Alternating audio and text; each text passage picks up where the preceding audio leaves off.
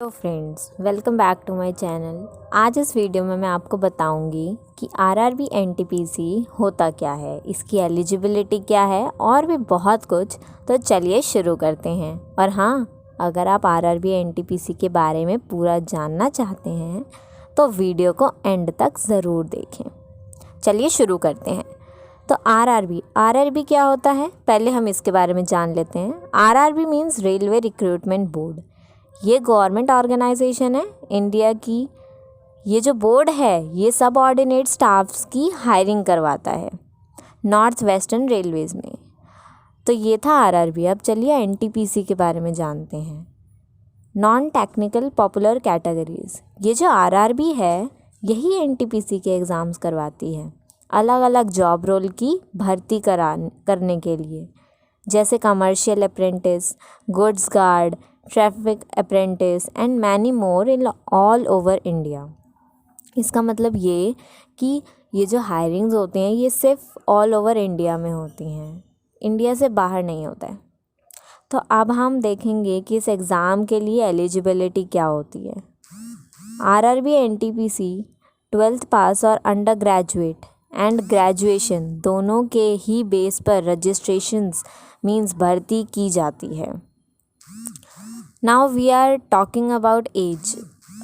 क्या होनी चाहिए हमारी, मतलब एज क्या होनी चाहिए आरआरबी एनटीपीसी के लिए।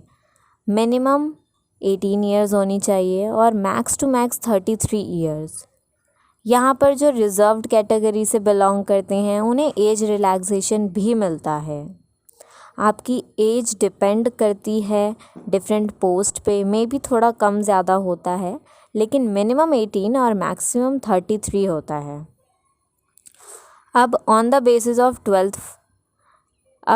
12th के बेसिस पे कौन कौन से पोस्ट निकलते हैं आरआरबी एनटीपीसी में, हम वो जान लेते हैं। पहला जूनियर टाइम कीपर, दूसरा जूनियर क्लर्क कम टाइपिस्ट, कमर्शियल कम टिकट क्लर्क, अकाउंट्स क्लर्क कम टाइपिस्ट, ट्रेन्स क्लर्क। तो ये 5 चीज़ें थी जो 12th के बेसिस पे आपको पोस्ट मिल सकती हैं। सो अगर आप सिर्फ 12th पास हो और आरआरबी एनटीपीसी में रजिस्ट्रेशन करवाना चाहते हो तो यही कुछ पोस्ट थी उनके लिए। अब जो मैं पोस्ट बताने जा रही हूँ वो उनके लिए है जो ग्रेजुएशन कर चुके हैं। ठीक है, चलिए देखते हैं। पहला senior commercial come ticket clerk, goods guard, traffic assistant, senior clerk come typist, junior account assistant come typist, senior time keeper, commercial apprentice and station master. तो ये 8 पोस्ट थी उनके लिए जो ग्रेजुएशन कर चुके हैं। तो यहाँ मैंने आपको 12th, अंडर ग्रेजुएट और ग्रेजुएट दोनों के बेसिस के पोस्ट जो हैं बताए हैं। तो आप अपनी एलिजिबिलिटी के हिसाब से उसमें रजिस्ट्रेशन करवा सकते हैं। अब मैं आपको बताऊंगी कि इसका सिलेक्शन प्रोसेस क्या होता है। ठीक है, इसमें 2 स्टेजेस होते हैं। फर्स्ट स्टेज और सेकंड स्टेज दोनों ही एक तरीके से सेम होते हैं। दोनों में ही जनरल अवेयरनेस, जीके, मैथ्स और रीजनिंग के क्वेश्चंस पूछे जाते हैं। और ये जो एग्ज़ाम है ये कंप्यूटर बेस्ड होता है। ठीक है, अब यहाँ कई बार पोस्ट के हिसाब से ही थोड़ा प्रोसेस बढ़ जाता है। जैसे टाइपिस्ट की पोस्ट के लिए टाइपिंग स्किल टेस्ट भी होता है। ठीक है, उसके बाद आपका डॉक्यूमेंट वेरिफिकेशन होता है, जैसे 10th 12th की मार्कशीट।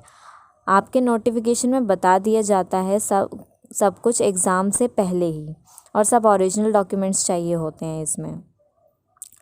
अब इसके बाद मैं आपको बताऊं कि सैलरी पैकेज क्या होता है। आरआरबी एनटीपीसी का तो सैलरी होता है मिनिमम और मैक्सिमम 19,000 to 35,000। ये पोस्ट के अकॉर्डिंग है, मींस जैसी जैसी आपकी पोस्ट होगी वैसी वैसी आपकी सैलरी होगी, बट मिनिमम 19 एंड मैक्सिमम 35,000।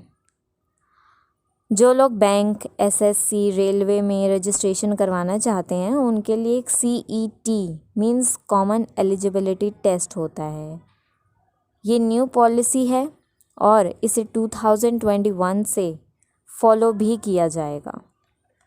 ठीक है।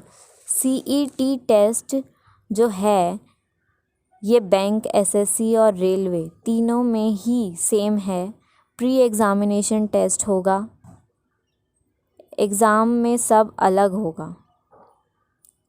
मीन्स जो मेन एग्ज़ाम है ना आपका, उसमें अलग अलग होगा, लेकिन जो एक कॉमन एलिजिबिलिटी टेस्ट है कि हाँ आप रजिस्ट्रेशन अब करवाना चाहते हैं, तो उसके लिए ये जो कॉमन एलिजिबिलिटी टेस्ट है ये सब में सेम होता है।